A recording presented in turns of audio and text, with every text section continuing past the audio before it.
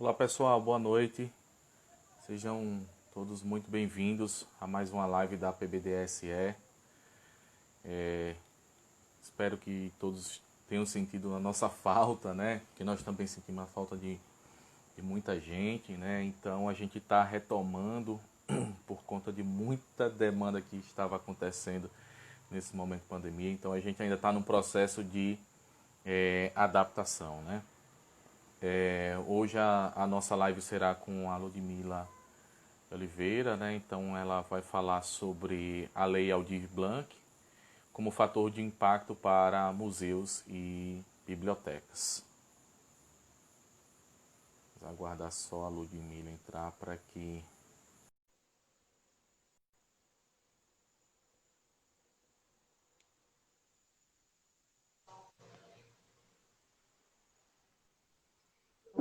Boa noite. Eu acho que a gente combinou de azul. Já pensou? Que negócio, cara. Ai. Aleluia, né? Até que fim, né? Enfim. É. Muito difícil convencer a senhorita a participar de uma live, né? Muitas Aham. demandas, né? É, muitas semanas. Vamos aguardar aí como é que estão as coisas aí por aí. Aqui tá ótimo, tudo bem. Assim, só deixar registrado, né, meus parabéns para a professora Thelma e para a professora Niliane, caso elas entrem depois, né? Ah, São professoras muito queridas que fizeram aniversário essa semana. Seria na terça, na nossa live, né? Mas que eu deixo aqui registrado todo o meu carinho. aham. Maravilha, maravilha, né? Então, boa noite a todos, né, que estão já se fazem presente aqui, né? Um momento muito atípico que estamos vivendo, mas também devemos nos mobilizar, né? Modificar a forma que a gente pensa e não aceitar tudo isso como tudo um novo normal, né? Então, tem muita coisa acontecendo e a gente precisa estar se adaptando a todo esse contexto, né? Então, a gente queria inicialmente apresentar a Ludmila, para quem não a conhece ainda, né? A Ludmila ela é bacharela em museologia pela UFBA, bacharela também em biblioteconomia e documentação pela UFS, mestra em ciência da religião pela UFS, especialista em artes pela Faculdade Signorelli, é museóloga no Museu Artístico Histórico Antônio Nogueira e gestora cultural, ambos em Itabaiana. Não menos importante, muito mais importante ainda, mãe da Valentina, a nossa querida Tina, né? E da Alexandra também, né? É. Meus Então, maiores Ludmila, títulos. exatamente, sem sombra de dúvidas. Então, Ludmila, quero agradecer a sua disponibilidade. Infelizmente, a live não pôde acontecer no dia 25, mas ainda bem que pôde acontecer hoje, né? Para É. falarmos de um aspecto de uma lei recente, muito importante, e entender, né, como ela vai funcionar, né? Ela existe uma especificidade, é para um momento atípico, né, de calamidade pública que estamos vivendo. No entanto, é uma lei importante, né, que vem para ajudar tanto aos trabalhadores, né, aquelas pessoas que trabalham diretamente dentro dos equipamentos culturais, dos espaços culturais, diretamente ou indiretamente, né? Mas enfim, a gente ainda vai falar um pouco a respeito disso. Eu não vou falar muito agora não, tá? Não vou introduzir muito não. Mas antes da gente chegar até a lei Aldir Blanc, que é a lei 14.017 de 29 de junho de 2020, é importante a gente falar que já existem políticas públicas para museus e para as bibliotecas. Bibliotecas públicas, diga-se de passagem, tá? Existem tipologias diferentes de biblioteca, tá? Então, o que você acredita, né, Ludmila, na sua visão, ser necessário para a sua total efetividade dessas políticas públicas exclusivas para museus e para as bibliotecas públicas? Então, né, Tiago, as políticas públicas de museu e biblioteca não são de agora, né? é uma luta do setor que já vem de longa data, né? Elas se incentivaram de uma forma mais constante de uns 10 anos para cá, né? A gente pode dizer que de uns 10 anos para cá, elas passaram a ter uma maior visibilidade, até porque também o setor conseguiu uma maior visibilidade, né? Graças à internet, redes sociais e tudo. Mas essa efetivação vem muito também da união dos setores, né? A cultura sempre foi considerado o setor menos abrangente das políticas públicas, né? É o setor que tem a menor demanda da parcela de financiamentos e tudo mais. Sim. E normalmente é o setor também que trabalha muito a partir da informalidade. E a gente pode ver isso principalmente agora na Lei Aldir Blanc, né? Que a informalidade ainda é muito, né? Forte dentro do setor cultural. E isso também vai muito para bibliotecas e museus. Então, por exemplo, a existência de técnicos, né? A preocupação de que técnicos existam dentro desses aparelhos culturais é um dos principais fatores de que essas políticas avancem, porque os técnicos normalmente conhecem as verdadeiras demandas, né, das bibliotecas e dos museus e dos arquivos também, já que a gente vai fala normalmente das Três Marias, como eu gosto de chamar, né? E a gente sabe que a diferença que um técnico faz dentro desses setores, né? Então, a existência de concursos para que esses técnicos realmente se efetivem dentro desses cargos e possam dar continuidades a partir de projetos dentro desses aparelhos, isso com certeza é de um avanço único, né? E no caso específico de bibliotecas e museus, essas políticas também demandam da existência de autarquias federais, né? Que até então não existiam, eram atrelados ao Ministério da Educação, né?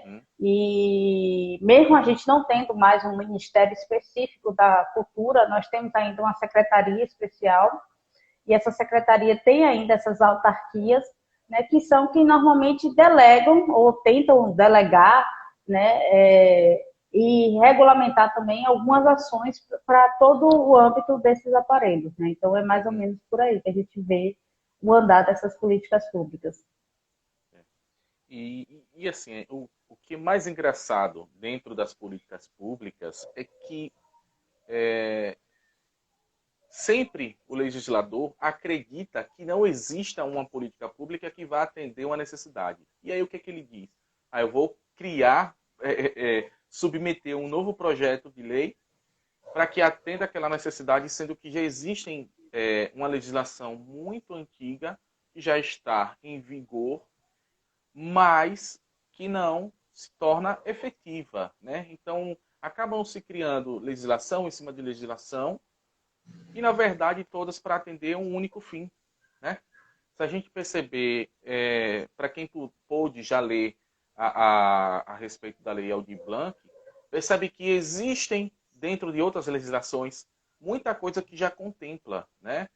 Essa questão do equipamento cultural, né? Da mantenedora daqueles equipamentos culturais, tudo isso. E aí é necessário criar uma nova legislação. Então, de repente, deve estar havendo aí um ciclo sem fim, né? E nada que, no final das contas, a gente não vai saber quando, de fato, tudo isso se torna efetivo, né? Aí é a pergunta, somente a criação, por exemplo, no estado de Sergipe, o cargo de bibliotecário foi extinto, né? Não existe mais o cargo de bibliotecário para o estado de Sergipe. Tá? E o de museólogo nunca existiu. Nunca existiu, né? E existem museus no estado de Sergipe, existem bibliotecas públicas no estado de Sergipe. Atrelados diretamente ao Estado. Exatamente, né? E aí a cultura, como sempre, né? É o lado menos... olhar, aquele lugarzinho ali que ninguém quer enxergar, sabe? Que acreditam ser um ponto ínfimo, que não tem importância nenhuma, mas não sabem o impacto que a cultura, uma biblioteca, um museu, um arquivo público, um centro de documentação pode proporcionar na vida de uma pessoa, né? Ainda falta um pouco de sensibilidade, né? E ter um olhar mais técnico, como você mesmo já apontou, né? Vai, sim, gerar uma visão totalmente modificada, né? Então, assim, ainda precisa outras questões, né? A gente vê muita questão, jogo político mesmo, né?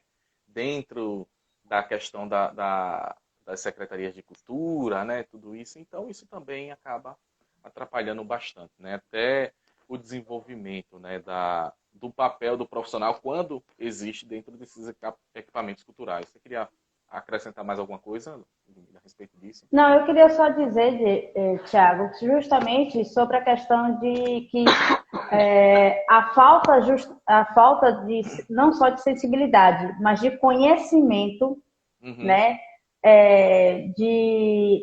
dos gestores normalmente no âmbito cultural, são pessoas que vêm de outras áreas, né, que às vezes não conhecem a realidade do setor, não Uhum. sabem qual a importância e qual a demanda, primeiramente, não conhecem as demandas, né, dos aparelhos culturais, e isso Sim. acaba gerando, às vezes, essa falta da sensibilidade. Então, quando a gente observa dentro de uma gestão,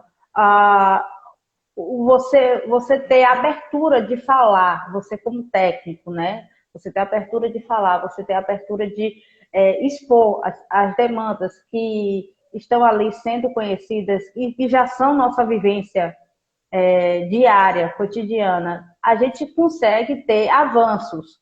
E esses avanços são sentidos não só para a gente que está ali atuando, mas para toda uma comunidade, né? Esse dinheiro que vem agora para o auxílio da cultura é um dinheiro que a gente tem que pensar o seguinte: era um dinheiro que já estava lá destinado para a cultura.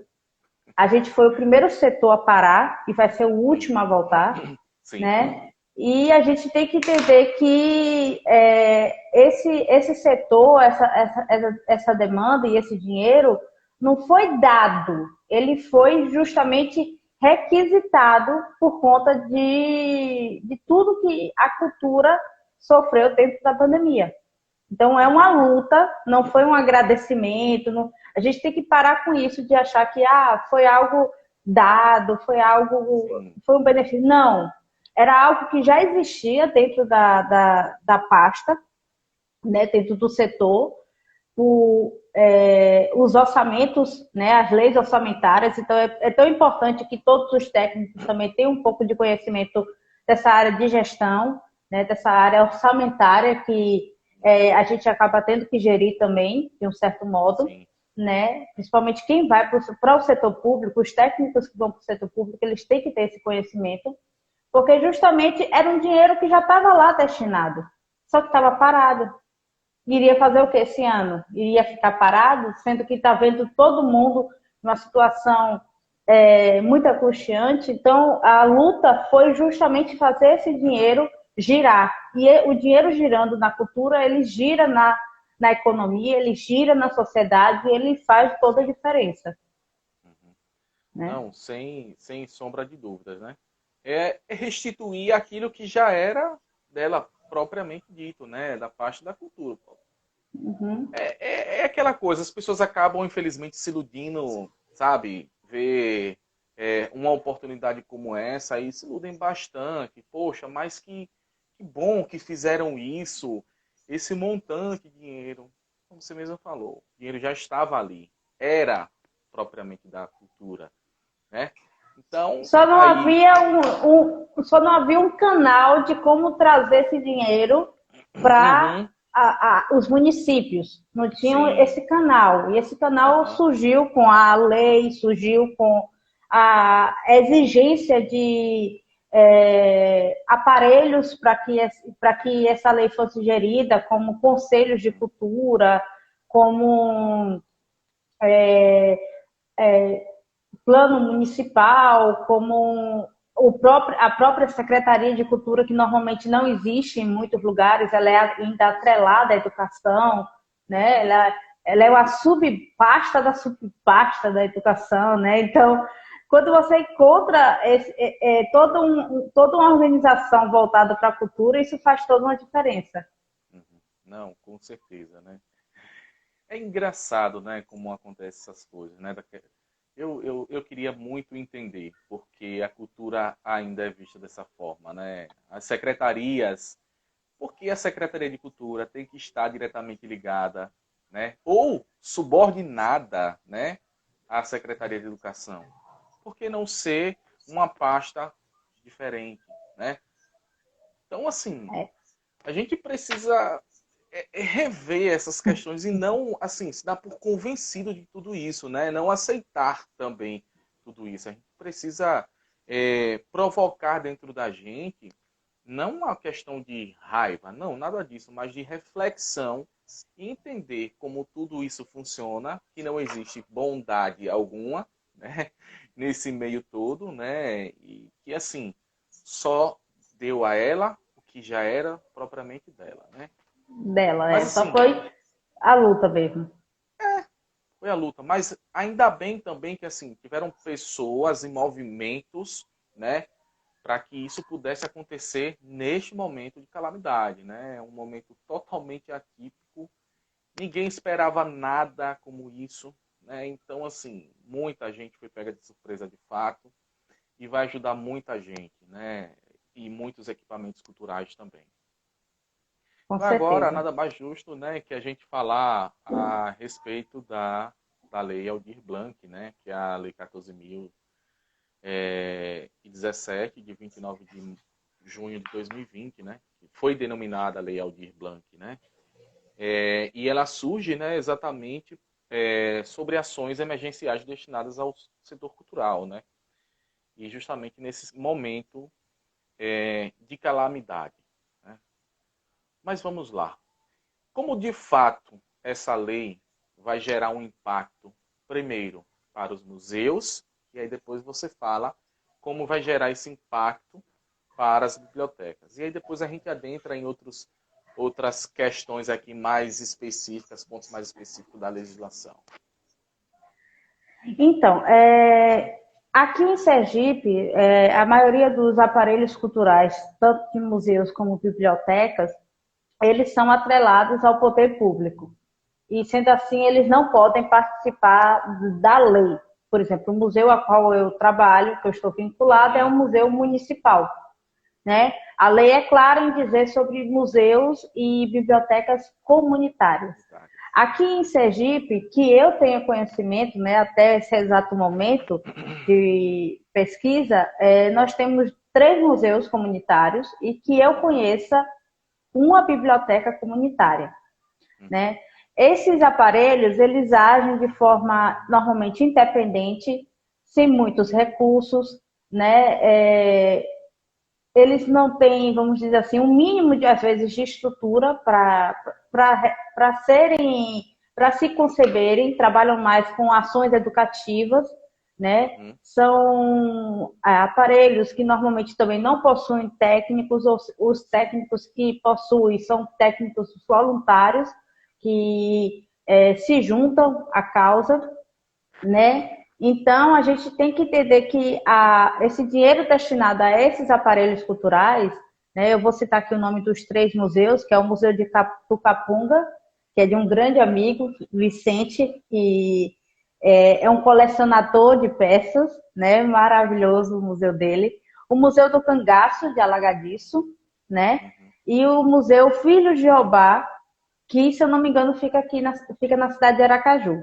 A biblioteca comunitária que eu tenho conhecimento é da Cris, né? Ela faz um trabalho já há muito tempo. Ela tirava, às vezes, do próprio bolso o aluguel de um espaço, depois acabou deixando a biblioteca no próprio fundo do carro, né? No porta-malas do carro. Então, esse dinheiro que chega para esses aparelhos culturais, ele chega como uma forma de estruturá-los melhor, primeiramente, né? Compra de mobiliário adequado, que a gente sabe a diferença que um mobiliário adequado faz toda uma diferença dentro do aparelho cultural. Aquisição de até coisas simples, como, por exemplo, um computador para melhor gerir a administração daquele espaço, né? Museus mesmo, normalmente a gente precisa de uma câmera melhor para fazer a documentação das peças. No caso da biblioteca, poder comprar coisas de papelaria, por exemplo, para fazer uma ação educativa mais diferente, né? Ou se não, você ter algo no caso do computador, uma impressora também, para poder ajudar aquela comunidade que se faz valer daquela, daquela instituição para pesquisa e tudo mais, que normalmente são crianças que não têm como nem sequer tirar uma xerox, às vezes, ou tem dificuldade de uma impressão para um trabalho. Então, isso tudo pode vir a movimentar. E como eu disse, você comprando material, você movimenta uma economia, né? Porque você está movimentando ali o comércio, né? E você também movimenta toda uma cadeia produtiva, porque as pessoas que estão normalmente ligadas a esses aparelhos são pessoas que só têm aquele aparelho como cultura, né? Como modificador social próximo a ele. Então, a gente tem que entender que tudo isso é possível. Outro fator que pode ajudar bastante é, por exemplo, em divulgação. A gente fala que existem inúmeros aplicativos gratuitos na internet, a gente sabe disso, mas nem todo mundo também sabe mexer com esses aplicativos, né? A pandemia veio aí para mostrar que a gente ria do professor que não sabia ligar o Data Show, mas a gente tá todo mundo no mesmo processo, né? Tendo dificuldade, como é que faz como baixa o vídeo, gente? Como é que faz isso no Canvas? Então, todo mundo está com dificuldade também, então estamos pagando a língua, os professores estão aí, felizes, entendeu? E normalmente essas pessoas que têm que gerir esses aparelhos, eles também não têm essa capacitação na área da informática. Então, eles podem proporcionar para eles mesmos cursos de capacitação para que eles possam depois levar isso para a comunidade a qual eles desenvolvem as suas atividades. Então, tanto o museu como a biblioteca, nesses casos, não só eles, mas os outros aparelhos que serão contemplados a partir da lei, tem muito isso. Outra coisa, tanto o museu como a biblioteca comunitária, como um músico, como um espaço cultural de quadrilha, chegança, qualquer espaço desse que será contemplado a partir da lei, ele tem um fator muito importante. Eles trabalham muitas vezes sem nenhum documento jurídico que legalize eles, né? A gente sabe da importância da documentação dentro desse âmbito, tanto de museu como biblioteca. Regimento interno, lei de criação, organograma, toda essa parte jurídica e documental que a gente aprende na faculdade, sabe, que realmente precisa ter toda uma questão de nuance para saber o que vai se descartar de um livro, por quê, a política, né, de aquisição de livros, como é que vai ser essa política, a partir de que fatores. Então, normalmente, a lei vai proporcionar para esses aparelhos a sua possibilidade, né, de jurisdição, né? Então, eles podem fazer, por exemplo, um CNPJ, um MEI, né? Poderem contratar alguém para fazer essa parte mais documental, burocrática desses aparelhos, né? No caso, tanto um organograma, um regimento interno, né? Tudo isso sem precisar ficar se valendo só do voluntariado, né? Porque esses aparelhos normalmente se valem do voluntariado, né? Uhum, sim. E você trouxe um ponto importante, que justamente tem na legislação, né, no artigo 13, ele fala lá que tudo, enquanto estiver acontecendo o estado de calamidade pública, né, essas ações e atividades, prioritariamente, elas devem ser transmitidas, né, por meio de internet, né? Isso. Então, imagine aí, as pessoas, a gente está vendo você mesmo falou agora, antes nós ríamos de um professor, não sei ligar aqui o o Data Show, eu não consigo conectar o pendrive, meu pendrive não conecta, eu não consigo entrar no YouTube. Daí você diz às pessoas que um dos pontos de ação devem ocorrer, ser transmitido por internet. E agora? Né?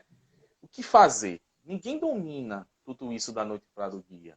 Né? E nem tem equipamento suficiente, às vezes, para isso, né? Exato. É o ponto assim, de maior reflexão. Tá, tudo bem, vocês querem que ele faça a transmissão. E agora? Será que é aquela coisa, né? A gente quer que todo mundo cumpra o dever, mas não ensina as pessoas a cumprirem o dever, né? Você tem que fazer isso, mas você ainda não me ensinou como fazer isso, né? Então as pessoas não têm. Uma coisa é a gente trocar uma mensagem por WhatsApp, e outra coisa é você pedir que a pessoa faça uma transmissão ao vivo pelo Instagram. Imagina, a pessoa vai demorar uma semana, 2, 3, até se habituar. Aí você tem que chamar, fazer o convite para outra pessoa. Então existem várias nuances. E aí eles dizem, você tem que fazer dessa forma. E agora? Né? Como é que você enxerga tudo isso? Você já trouxe um pouco esse seu ponto de vista, né? Mas como é que você enxerga na totalidade, né, esse fator? Então, museus e bibliotecas, por exemplo, poderiam ser contemplados com a criação de sites ou lives fazendo uma exposição do seu acervo, né? Tanto os museus comunitários como as bibliotecas. Só que, como você falou, cadê o equipamento para isso, né? Existe a boa vontade, né? Existe toda a determinação das pessoas que estão ali normalmente envolvidas, só que a gente sabe da realidade das pessoas que normalmente não encontram, às vezes não tem um celular bom para captar imagens, né? Não sabe, a criação de um site ainda requer um certo valor, né? Sim. Ah, tem como fazer de graça. Sim, nós hoje em dia usamos mais o Instagram, né? Até como funções, atrelamos a ele links, mas tem gente que não sabe isso, né? Tem gente que ainda não domina. Então a gente precisa entender que tanto esses dois aparelhos, eles podem ser contemplados principalmente a partir da contratação de pessoas que possam fazer isso para eles e que ensinem eles também, porque não é só fazer. Você precisa ter também, né, você precisa saber usar, né, não só pescar, mas saber como manejar o peixe depois de pescado também, né? E também outra coisa que a gente precisa entender desses aparelhos é a importância de que com esse dinheiro, né, que eles possam adentrar também em novos editais. Muitas vezes eles não sabem como fazer um projeto, não sabem como buscar recursos, acreditam que precisam ficar pedindo, e essa coisa a gente sabe que, infelizmente, no nosso país as pessoas acham que está pedindo é porque gosta, né? A gente ainda tem uma crença meio que em cima disso, né? De não entender o porquê, às vezes, ou a importância do que se está se pedindo. Então, criar fundos, né? Eles podem criar fundos, né? De forma que esse dinheiro se multiplique, né? Seja algo que seja um capital de giro dentro daquele instrumento, porque na verdade esses museus comunitários são como se fossem pequenas empresas, né? Como toda pequena empresa, só que uma empresa sem fins lucrativos normalmente, mas toda pequena empresa ela precisa ter um capital de giro, ela precisa entender, né, como o que o básico dentro dela, né? Quais são os custos diários dela para poder conseguir entender como é que ela vai conseguir se manter, né? Então, que esse dinheiro venha também para abrir, né? Para adentrar um pouco desse entendimento dentro dessas pessoas, né? A Miris Lima comenta aqui, Ludmila, a respeito da aproximação, né, das escolas com os museus, né? A gente pode criar hábitos diferentes, né, para essas crianças, né?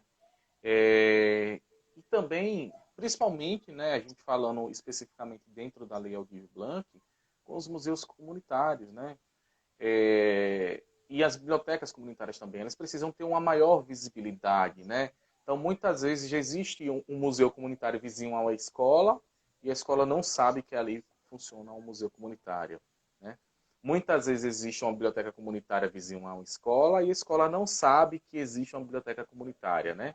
Então, assim, é sim muito importante essa aproximação, né? Mas o que se espera muito também é a questão da visibilidade, né? Como a gente já vem falando aqui, e outras pessoas falam há longas datas que ainda não é bem visto, não tem visibilidade, nem museu, nem biblioteca, nem arquivos públicos.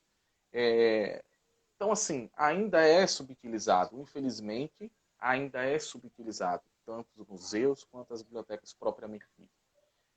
Na verdade, Imagine isso não fica. assim, imagina assim, bibliotecas comunitárias e museus comunitários, né? Mas assim, só adicionando o que a Miris falou, é sim muito importante essa aproximação, né? E até onde eu sei, você faz esse trabalho lá em Itabaiana, né? Como museóloga, essa aproximação com as escolas, em visitação ao museu, né? Então, só que um adendo. Na verdade, mesmo com todo um trabalho, a gente sabe que também é uma coisa meio que cultural, né? Sim. É, isso é algo que tanto museus e bibliotecas públicos e privados, eles sofrem, né? Com a questão da divulgação em si. Por exemplo, nós temos aqui em Sergipe o CIEM, né? Que é o Sistema Estadual de Museus, e uma das nossas principais buscas é para que os museus de Sergipe entrem no rol de turismo, né? Veja, em outras capitais, como Salvador, Pernambuco, Rio de Janeiro, vários museus, ou pelo menos os mais conhecidos, eles entram, eles estão na rota do turismo, né? Existe uma rota específica para passar por esses ambientes, mesmo que seja de forma, às vezes, só de uma visita breve, não tem um aprofundamento, não tem realmente uma ação educativa muito agendada, né, devido à correria que normalmente as agências de turismo precisam gerar, né? Só que a gente tem que entender que mesmo assim, aqui em Sergipe, por exemplo, a gente não tem esse tipo de trabalho, né? Esse tipo de ligação. Então, eu acho que não só a escola, mas na verdade todos os setores eles estão muito interligados. O que falta às vezes é um pouco da comunicação, né? Conhecer o outro. Então, por exemplo, a gente não conhece muito também as pessoas do turismo. Elas trabalham melhor com essa coisa de venda do espaço, né? Venda no sentido aqui não comercial, mas venda no sentido de marketing do espaço a qual precisa ser conhecido, precisa ser visitado. Então, talvez a gente da área cultural não consiga fazer isso de uma forma tão atrativa, né? Então, eles podem nos ajudar. É algo que pode estar atrelado. Na questão da educação, que a Niris falou, Niris, né? O nome? Miris. Isso. A gente sabe que a escola normalmente vê também, isso é outra coisa que a gente precisa estar sempre trabalhando, de não ver o museu e a biblioteca como uma fuga de um dia de aula, e sim como um dia de aula diferente, né? Que é o que a gente tenta ter como ação educativa, né? O que é que pode ser aproveitado daquela visita?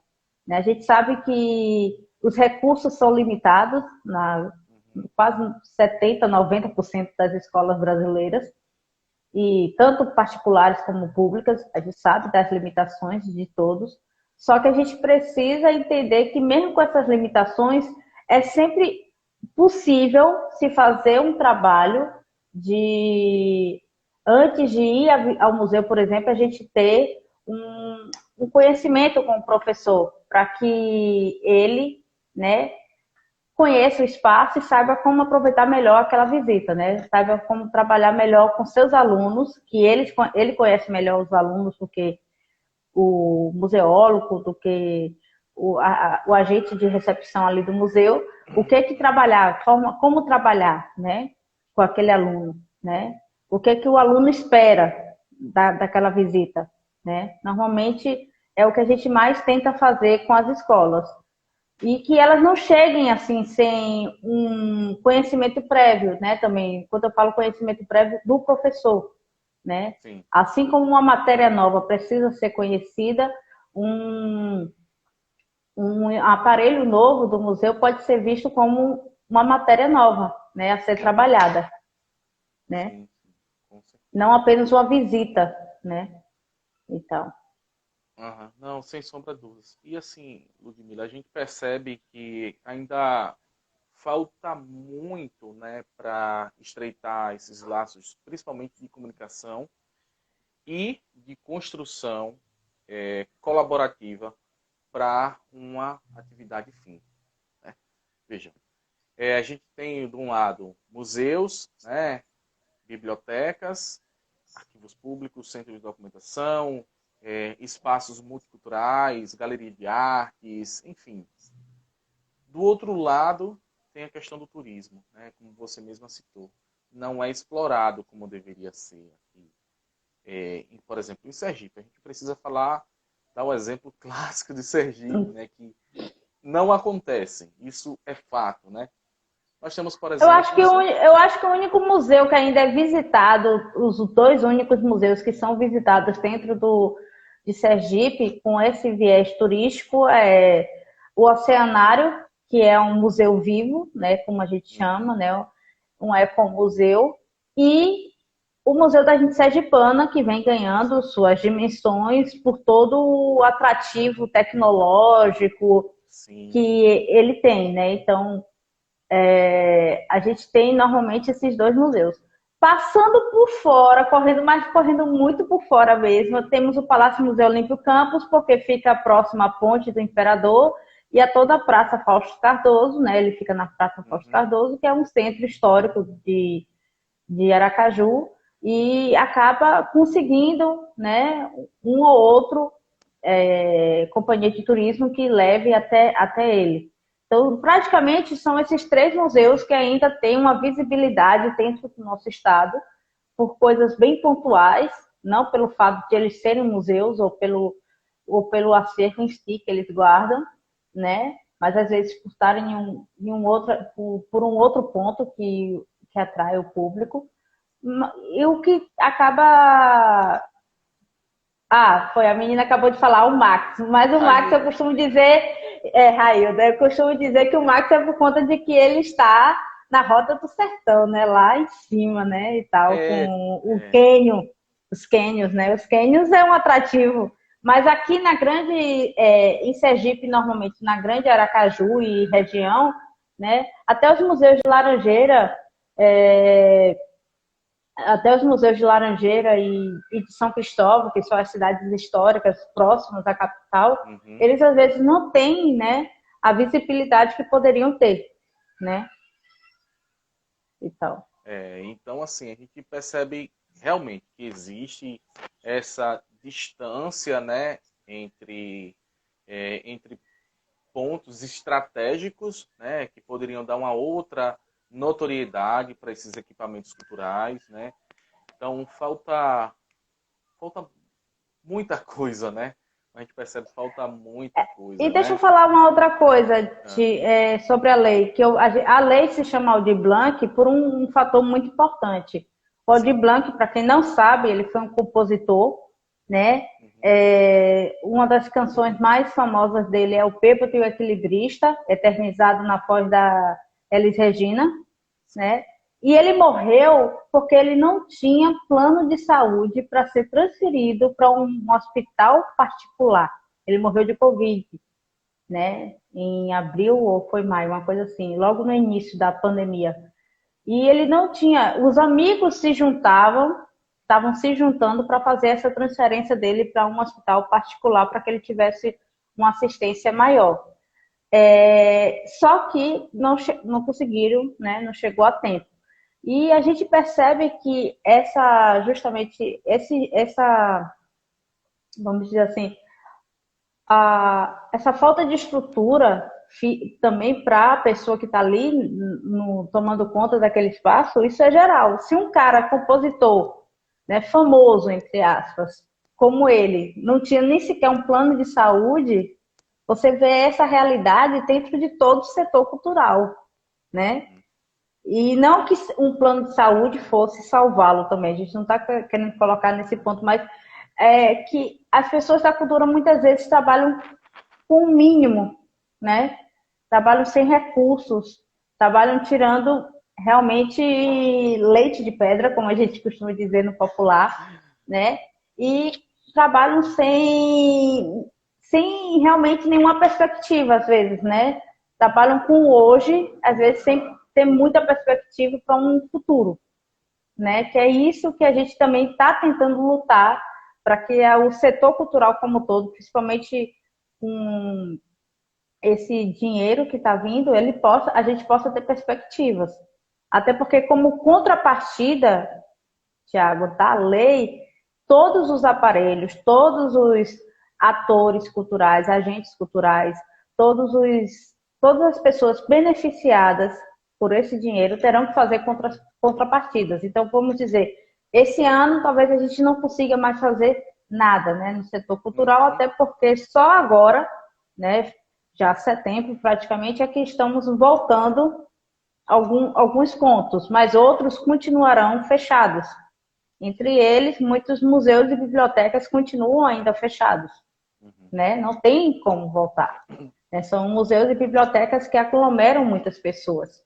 E, pelo menos eu falo por Itabaiana também, a gente continua fechado. Então, a gente tem que pensar no ano que vem, né? Não, 2020 pode já ter, entre aspas, acabado para a gente, mas a gente tem o 2021 para pensar. E pensar como se inserir, por exemplo, nas feiras, nos festivais culturais do Estado, nos editais, nos eventos que as cidades normalmente proporcionam.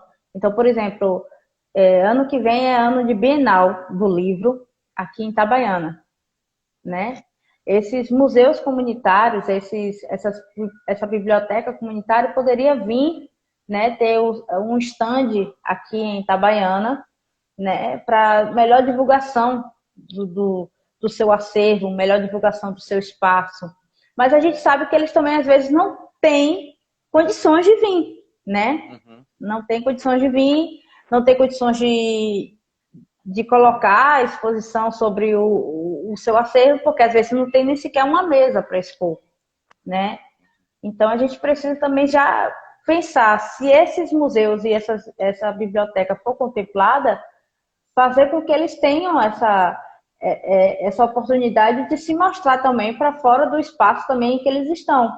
Às vezes eles podem fazer um banner mostrando como são as ações que eles divulgam, porque um banner também a gente fala assim, mas é um banner, mas é um banner que requer, né, um orçamento mínimo para que ele possa ser feito. E às vezes a pessoa já está trabalhando, tirando do seu para pagar uma conta de água, uma conta de luz, né?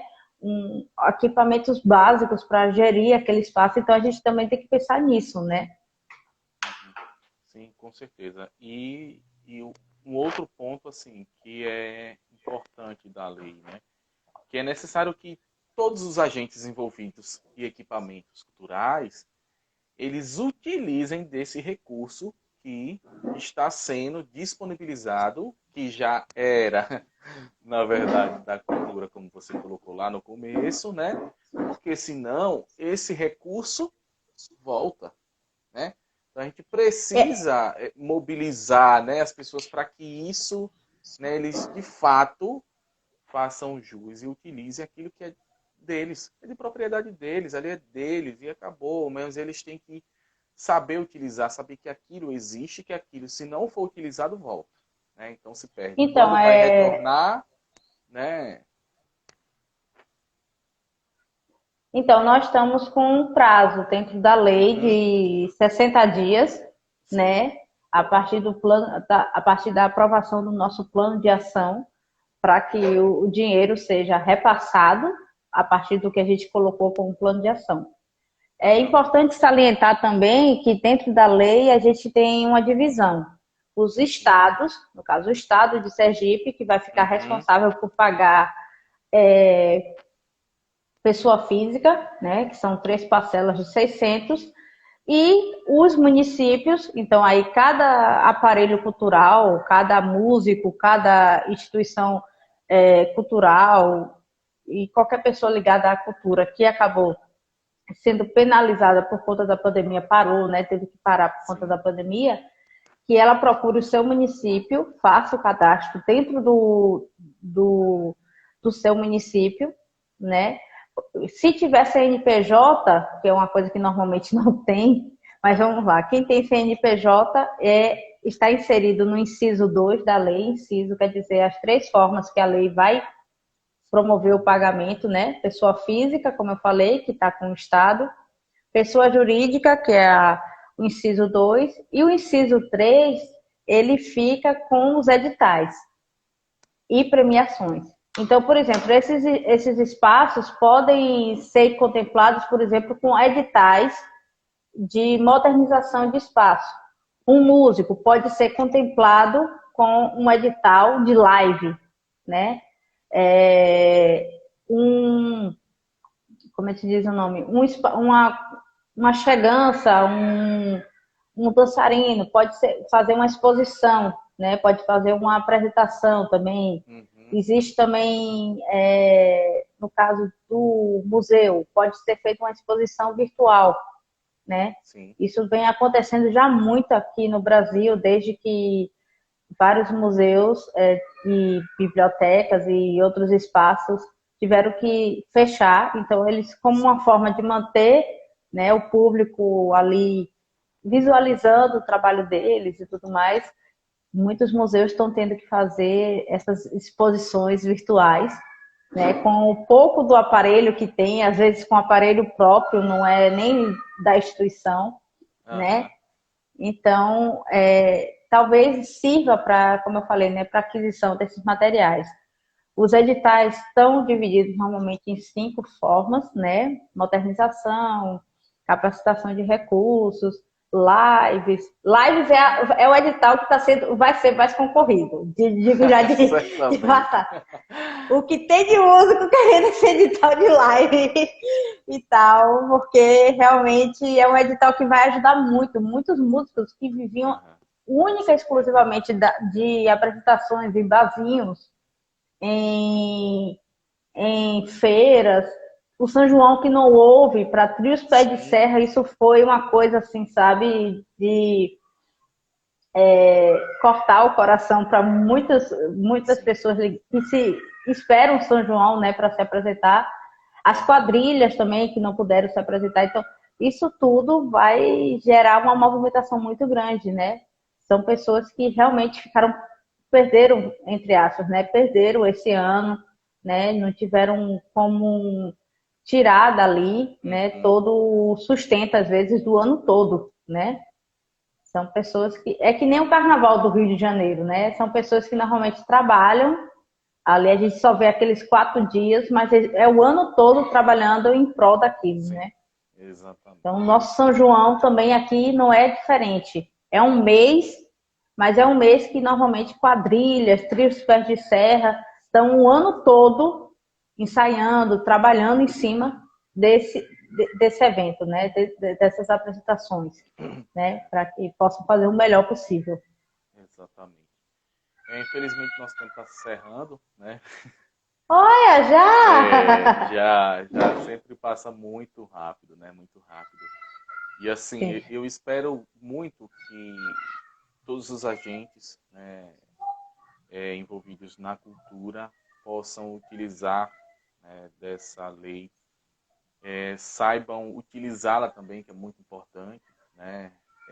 Tudo bem, lá diz que enquanto durar o estado de calamidade, né, a, aquela quantia poderá ser paga, ser estendida, tudo bem. Perfeito. Mas que saibam também utilizar com a maneira consciente, né, esse valor, essa verba que será recebida, que é o mais importante, né? Mas, enfim, né? Eu espero que tudo dê certo para todo mundo, né? Então, assim, Ludmila, mais, que eu chamo mais de Lud do que de Ludmila, né? Sou até estranho. Sou até estranho. Ah, Eu da queria que, facul assim, para a vida, né, amigo? da facu para a vida, exatamente. Exatamente. Então, eu É, só queria primeiramente aham, agradecer a oportunidade, né?